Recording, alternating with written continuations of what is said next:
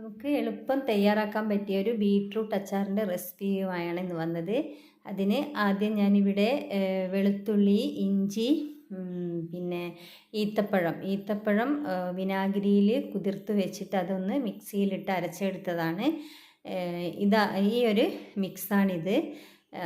പിന്നെ ആദ്യം എന്നോട് വീഡിയോ എടുക്കാൻ വിട്ടുപോയതാണ്. പിന്നെ കുറച്ച് പച്ചമുളകും കൂടി ഇതിലേക്ക് ചേർത്ത് കൊടുത്തിട്ടുണ്ട്. പിന്നെ കുറച്ച് കറിവേപ്പിലയും.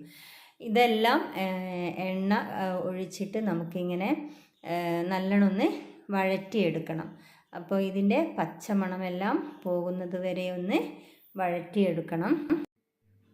ഇതിലേക്ക് ഒരു 2 ടീസ്പൂണോളം മുളക് പൊടി ഇട്ട് കൊടുക്കുന്നുണ്ട്.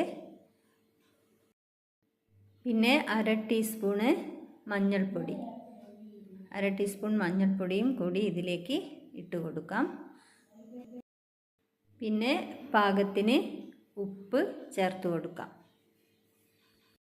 ഇനി ഇത് നന്നായിട്ട് ഇളക്കി ഇതിൻ്റെ പച്ച ഇതെല്ലാം പോയിട്ട് നല്ലോണം വഴറ്റിയെടുക്കണം.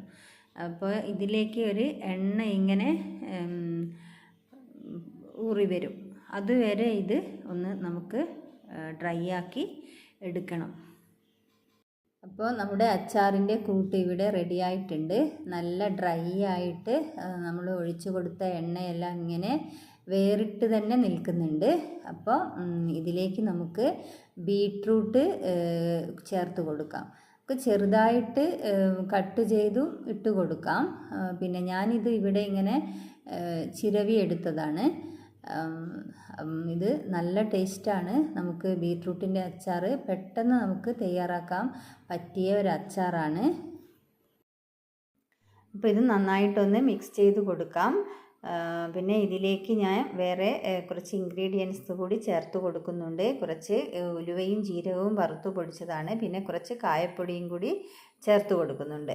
പിന്നെ കുറച്ച് വിനാഗിരി ഒഴിച്ചു കൊടുക്കുന്നുണ്ട്. എന്നിട്ട് ഇത് നന്നായിട്ടൊന്ന് മിക്സ് ചെയ്ത് കൊടുക്കാം. എന്നിട്ടിത് തണിഞ്ഞതിന് ശേഷം നമുക്ക് ഭരണിയിലാക്കി സൂക്ഷിക്കാം.